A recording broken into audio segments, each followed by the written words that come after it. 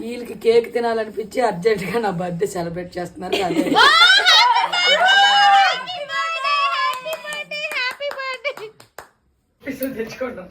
పర్లేదు, మాకు తినాలనిపిస్తుంది. తినాలని కాదు, బర్త్డే అని తెచ్చాము కానీ తినేస్తాం మేము. నీకు పెట్టకుండా నువ్వు చెప్ప పెట్టుకున్నా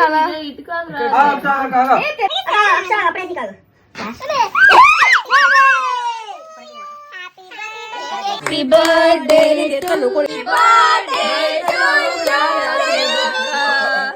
హ్యాపీ బర్త్డే.